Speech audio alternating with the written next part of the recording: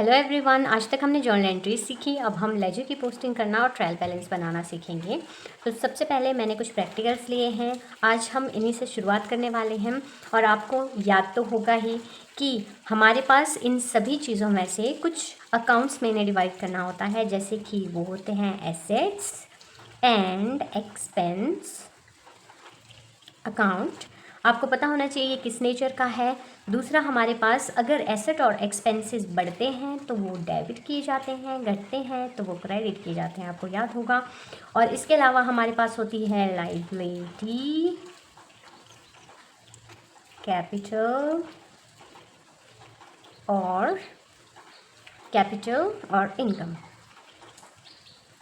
तो अगर ये लोग बढ़ते हैं तो हम इन्हें क्रेडिट कर देते हैं, और अगर ये लोग घटते हैं तो हम इन्हें कर देते हैं डेबिट। तो सबसे पहले एंट्री के साथ चलेंगे। 1 अप्रैल 2026 started business with cash 2 lakh rupees. तो हमें पता है इसके लिए हमारे पास 2 तरह के अकाउंट्स जो हैं प्रभावित हुए हैं, जिसमें पहला है कैश। कैश क्या होता है? Asset ma'am. और जो दूसरा अकाउंट है कैपिटल, आपको ये पता है। कैपिटल इसलिए क्योंकि आने से जो है कैपिटल बढ़ जाती है, इसलिए ये कैपिटल अकाउंट होगा। तो कैश अकाउंट जब आएगा कैश तो ये बढ़ जाएगा और ये डेबिट हो जाएगा, और कैपिटल अकाउंट भी बढ़ जाएगा। जब भी कैपिटल अकाउंट बढ़ता है तो हम उसे कर देते हैं क्रेडिट। तो हम इसे कर देंगे क्रेडिट। तो चलिए सबसे पहले हम लिखेंगे डेट 1/4/2026 और हम लिखेंगे cash account debit to capital account. ठीक है, जिसमें कि हमारे पास अमाउंट कितना है? 2 लाख रुपए, 2 लाख, 2 लाख रुपए। ये हमारी पहली एंट्री हो चुकी है। आप यहाँ पे रीज़न दे सकते हो, being business started with cash. And इसके बाद दूसरी एंट्री हम देखेंगे जो कि हमारे पास हुई है 03/4/2026 की। उसमें लिखा है purchase goods from Rohan trader on credit for 35,000। तो आपको पता होना चाहिए इसमें भी 2 तरह के जो हैं अकाउंट्स जो हैं इन्वॉल्व हुए हैं। पहला हमारे पास गुड्स अकाउंट, जिसे आप परचेज भी कह सकते हैं। परचेज किया है ना, परचेज अकाउंट, जो कि एसेट है। और दूसरा जो अकाउंट हमारे पास हुआ है वो है रोहन, नाम था ना। Let's go on with this. Yes, it was Rohan traders. Okay, तो रोहन ट्रेडर्स क्या है हमारे लिए? देखिए, सबसे पहले जो परचेज ये एसेट है, और रोहन ट्रेडर, अगर रोहन ट्रेडर हमें कुछ दे रहा है तो हमारे ऊपर लायबिलिटी हो गई, क्योंकि ये कभी ना कभी तो हमें चुकानी ही पड़ेगी। इसीलिए हमने अभी क्रेडिट में लिया है ना माल, तो जब हमने क्रेडिट में परचेज़ किया तो कभी ना कभी तो हमें चुकाना पड़ेगा। तो ये तो क्या हो गया? लायबिलिटी होगी। तो एसेट गुड्स बढ़ी हैं तो हम इसे कर देंगे डेबिट, और लायबिलिटी भी बढ़ी है तो इसे हम कर देंगे क्रेडिट। आपको रूल्स याद रहने चाहिए। चलिए फिर हम कर देंगे। यहाँ पर आपके पास था goods account, purchase account debit to Rohan trader. Purchase account debit to Rohan account. इसमें कितना कितना जाना था जी? 35 एंड 35, राइट? 35,000 एंड 35,000। आगे चलेंगे। आगे नेक्स्ट एंट्री कब की है? 6 April 2026 bought office furniture for 18,000 and paid by cheque. अच्छा, इसमें भी 2 तरह के जो है अकाउंट्स इन्वॉल्व हुए हैं। सबसे पहले तो फर्नीचर अकाउंट, फर्नीचर अकाउंट जो कि एक एसेट है। और दूसरा क्या है? दूसरा इसने बताया कि चेक मतलब बैंक से देंगे ना, तो चेक बैंक के लिए यूज़ होता है, तो हम बैंक अकाउंट भी ले लेते हैं, बैंक अकाउंट। अच्छा, अब आप मुझे बताएं एसेट क्या आया है? एसेट क्या किया गया है? सेल किया गया है। बॉट खरीदा गया है तो एसेट आया है तो बड़ा होगा। बढ़ने से हमें इसे क्या करना पड़ेगा? डेबिट करना पड़ेगा। बैंक से पैसे गए हैं, बैंक से पैसे गए हैं, पैसे गए हैं तो ये क्या हुआ होगा, बैंक से कम हुआ होगा। तो ये बैंक पैसे है क्या, ये चीज़ आपको ये पता करना होगा कि बैंक भी एक क्या है, एसेट है, और जो अगर ये कम होता है तो ये हो जाता है क्रेडिट। तो चलिए अब हम एंट्री करेंगे। एंट्री के लिए हमें पता होनी चाहिए डेट 6 अप्रैल 2026 और 18,000, ठीक है। 6 अप्रैल 26, तो सबसे पहले आप लिखेंगे furniture account debit to bank account, bank account 16,000 और 16,000 18,000 18,000। इसके बाद हम बात करते हैं अगली एंट्री की। अगली एंट्री आप देख सकते हैं 10 अप्रैल को sold goods costing 12,000 to Aman on credit for 16,000। अच्छा, एक बात देखना है कि वो जो गुड्स थी वो 12,000 की थी, लेकिन उन्होंने क्रेडिट पर दी कितने की, 16,000 की। तो 16,000 आएगा या 12,000 आएगा, आएगा 16,000। ऐसा क्यों होगा, क्योंकि जो 12,000 है ये सिर्फ और सिर्फ हमें प्रॉफिट निकालने के लिए दिया है। आपको कंफ्यूज नहीं होना है, क्योंकि क्रेडिट पे पूरी की पूरी 16,000 रुपये की ट्रांजैक्शन होगी, तो आप इसे ही लिखोगे 10 अप्रैल 2026 को 16,000। अच्छा, इसमें दो तरह के अकाउंट फिर से इन्वॉल्व हुए हैं, आपको यहाँ दिख रहा है। जैसे गुड्स, एक तो सेल्स अकाउंट है ना, सेल्स गुड्स एसेट है ये, राइट, और दूसरा जो है आपके पास अमन अकाउंट है। अच्छा, जो आपके पास सेल्स है, सेल्स अकाउंट जो है आपके पास, ये याद रखना है, जो सेल्स अकाउंट है वो एसेट है। तो सेल्स अकाउंट अगर एसेट है, ये क्या हुआ है, हमने क्या किया है, हमने बेचा है, सोल्ड है, राइट। तो हमने अगर बेचा है तो गया होगा, इसे हम क्या कर देंगे, क्रेडिट कर देंगे। और विद इन अदर हैंड हमारे पास अमन अकाउंट था, राइट, अमन अकाउंट था, जो कि क्या थी, अगर हमने बेचा है कभी ना कभी तो ये आएगा। तो ये इनकम अकाउंट था, इनकम अकाउंट था, और जो कि इनकम नीचे गया है तो ये डेबिट हो जाएगा, राइट। जब भी इनकम नीचे जाता है तो वो डेबिट हो जाता है। तो आप क्या लिखोगे यहाँ पे, अमन अकाउंट, तारीख 10 अप्रैल 26 को Aman account debit to sales account, right, sales account कितने की थी एंट्री, ये है जी 16,000। चलिए 16,000।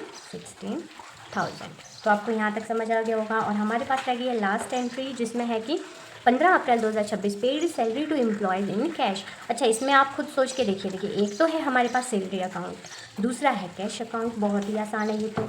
एक तो है हमारे पास सैलरी अकाउंट, है ना, सैलरी अकाउंट, और दूसरा है कैश अकाउंट। कैश गया है, कैश नीचे हुआ है, तो हम इसे क्या कर देंगे, नीचे गया है तो क्रेडिट कर देंगे। और हमारे पास दूसरा क्या है, सैलरी अकाउंट। तो जब सैलरी जो है, सैलरी गई है, हमने क्या किया है, एक्सपेंस किया है। एक्सपेंस जब भी बढ़ता है तो इसे हम कर देते हैं डेबिट। तो आप क्या लिखोगे, salary account debit, date was 15 April, okay, 15 April 2026। And हमारे पास है जी salary account debit to cash account, salary account debit to cash account, okay, with the amount of 15,000. Okay, 15,000. Now we are ready to go for posting. And आप ना क्या कर सकते हो, इसमें लिख भी सकते हो, being salary paid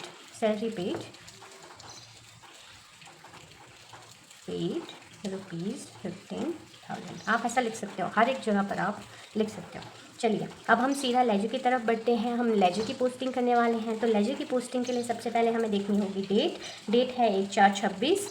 और आपको हर तरह की लेजर की पोस्टिंग के लिए याद रखना है कि सभी अकाउंट्स अलग अलग दिखाने पड़ेंगे। मैंने ऑलरेडी उसके लिए परफॉर्म बना दिया है, तो आप भी सभी अकाउंट्स को पहले या बना सकते हो या साथ के साथ भी आप बना सकते हो, है ना। तो चलते हैं फिर। सबसे पहला है कैश एंड कैपिटल।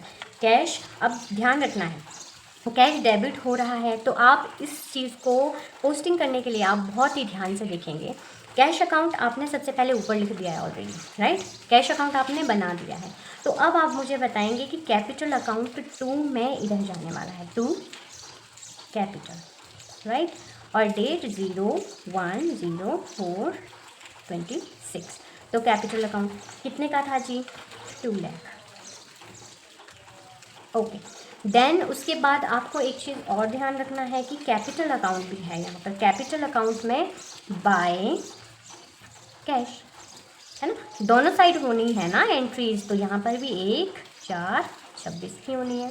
तो ये भी 2 लाख रुपीज़ होने वाला है, ठीक है, 2 लाख रुपीज़ होने वाला है। Now next we have purchase account and Rohan account, जो कि परचेज अकाउंट है। परचेज अकाउंट में 2 रोहन 35 जाएगा, 2 रोहन 35, लेकिन आपको डेट भी देखनी है 3/4/03/4/26, ठीक है। इसके अलावा आपके पास ये जाने वाला है जी रोहन अकाउंट में। तो रोहन अकाउंट यहाँ पे तैयार है। आपको बाय परचेज अकाउंट कितना? 35,000। अच्छा, इसकी भी डेट है 0/3/4, राइट, 3/4/26। अच्छा, इसके बाद हमारे पास नेक्स्ट एंट्री है जी, नेक्स्ट एंट्री है फर्नीचर एंड बैंक।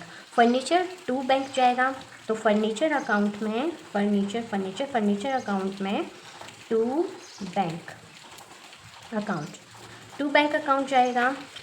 कितने से जाने वाला है जी? 2 बैंक अकाउंट 18,000 को हुआ है, 0604 18,000। एंड बैंक अकाउंट में भी तो जाएगा ना, फर्नीचर और बैंक अकाउंट में भी तो जाएगा। तो हमने यहाँ पे 2 बैंक किया था, यहाँ पर हम बाय क्या कर देंगे? फर्नीचर कर देंगे, बाय फर्नीचर अकाउंट, राइट। तो 18,000 and date will be the same. Now next one is Aman sales. Aman 2 sales 6,010. Date is 10 with Aman, with the Amans. Where is Aman? And 2 sales 10/04. 2 sales with the 16,000,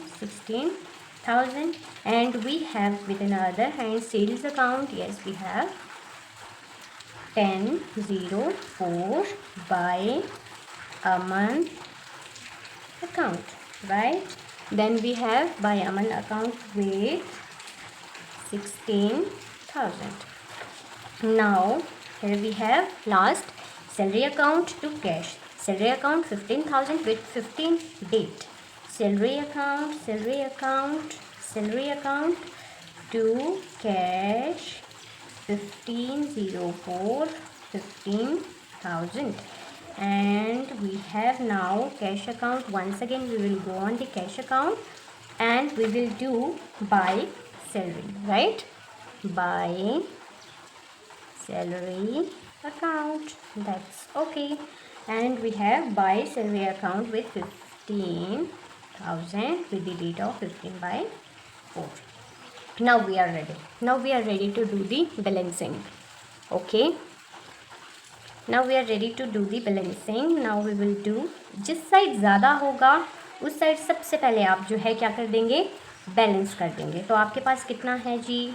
2 lakh रुपए, और उसी को आप आगे लेके चलेंगे। कितना बन गया जी? 2 लाख रुपए।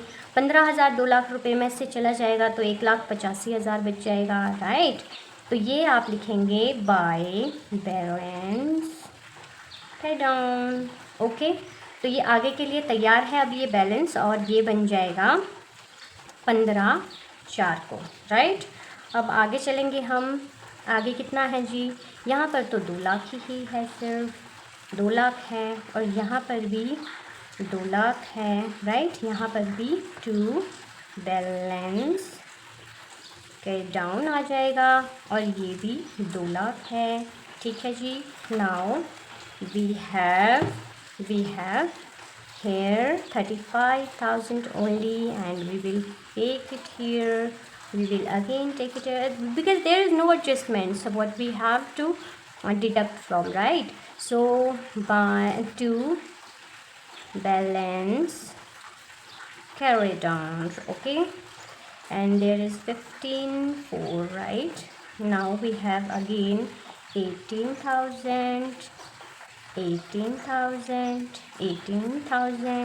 to balance carried on with 1504, and now we have 16,000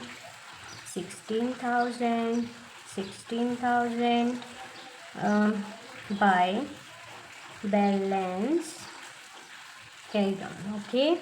Now we have 15,000, once again 15,000 by balance carried on 15,400. now we will go here once again 16,000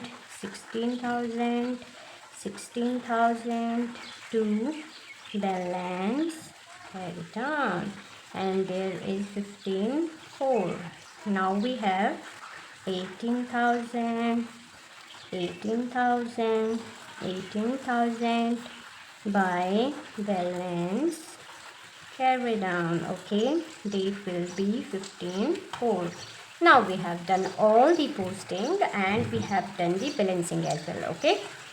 now this is time to take all these amounts in the trial balance.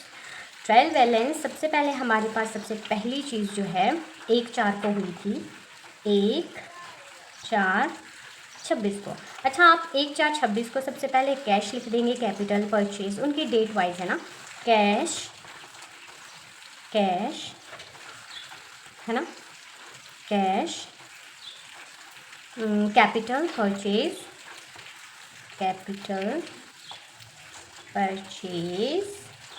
Then Rohan bank, सारे मैं पीछे से ही उठा रही हूँ, confuse होने वाली कोई बात नहीं है। Aman salary and sales and then furniture and these all are. now we can go with the cash. Cash कितना था जी, आप देख सकते हैं कैश, हमारे पास कैश का बैलेंस देखो। अब सबसे पहले एक बात ध्यान से देखना कि कैश का बैलेंस कहाँ आ रहा है, क्रेडिट साइड आ रहा है, ये क्रेडिट साइड है, ये डेबिट साइड। तो सबसे पहले आप देखो कि क्रेडिट साइड आ रहा है। ये क्रेडिट साइड इसलिए आया है क्योंकि डेबिट साइड बड़ी थी, डेबिट साइड में से जो हमने माइनस किया ना क्रेडिट, वही यहाँ पर लिखा गया है। तो ये मत सोचना कि ये क्रेडिट बैलेंस है, ये डेबिट बैलेंस है, क्योंकि बड़ा जिस साइड का होता है वही बैलेंसिंग होती है, ओके। तो हम इसे एक डेबिट बैलेंस में लिखेंगे, 185 यहाँ पे लिख देंगे। उसके बाद आप देखिए यहाँ पर हमारे पास क्रेडिट बैलेंस आया हुआ है, तो 2 लाख क्रेडिट में लिख लेंगे आप, 2 लाख क्रेडिट में लिख दिया। अब आगे आपके पास जो है, आगे यहाँ पर परचेज़ का है तो क्रेडिट में, पर ये डेबिट बैलेंस है, 35,000 आपको यहाँ पे लिखना पड़ेगा, राइट। उसके बाद आप यहाँ देखिए, यहाँ पर है तो ये डेबिट में, पर ये क्रेडिट बैलेंस है, तो आप इसको 35,000 यहाँ पर लिखने वाले हो। उसके बाद आप देखेंगे कि यहाँ पर भी ये है तो डेबिट में, पर ये क्रेडिट बैलेंस है, आप इसको भी यहाँ पर लिख लेंगे 18,000। उसके बाद आप यहाँ पर देखिए, यहाँ पर है तो ये क्रेडिट, पर ये डेबिट बैलेंस है 16,000 के साथ, आप यहाँ पर भी 16,000 लिख लीजिए। तो सैलरी में आप देखेंगे, सैलरी में जो है हमारे पास क्रेडिट में जा रहा है बैलेंस, पर ये डेबिट बैलेंस है, तो हम कितना लिख लेंगे जी, 15,000। तो यहाँ पर भी हमारे पास सेल्स अकाउंट जो है, सेल्स अकाउंट के लिए आपके पास बैलेंस जो है आया डेबिट में है, पर ये क्रेडिट बैलेंस है, तो आप इसको कितना लिख लोगे जी, 16,000। उसके बाद आप देखेंगे फर्नीचर अकाउंट का बैलेंस भले ही क्रेडिट में है, लेकिन ये डेबिट साइड का बैलेंस है, तो आप इसमें 18,000 लिख लेंगे, ठीक है। तो फटाफट बैलेंसिंग कर लेंगे हम इसकी, और बैलेंसिंग करके हम दोनों तरफ देखेंगे जी, 2 35 और वेट फॉर वाइल। अच्छा, इन सब का मिला के जो है 1 2 3 8 और 5 13 9, right, 9 29 3 4 5 6 and 2 6 9, right, 2 6 9 and we have here as well 3, and this is also 5, 5, 5, 15, 20, 21. Yes, there is 9 as well. 1, 2, 3, 4, 5, 6, 6 and 6 over here as well, and 1 and 2, 2, 6 and 9. सो हमारे पास ये मैच हुआ और हमने बिल्कुल ठीक किया था। यही इंटरेस्टिंग पार्ट होता है, जब आपके पास ट्रायल बैलेंस पूरी तरह से मिल जाता है तो आप अश्योर हो सकते हो कि आपने सारी की सारी पोस्टिंग भी ठीक की थी और आपने जर्नल एंट्रीज भी ठीक की थी और आपका क्वेश्चन बिल्कुल सही हो गया है। Thank you.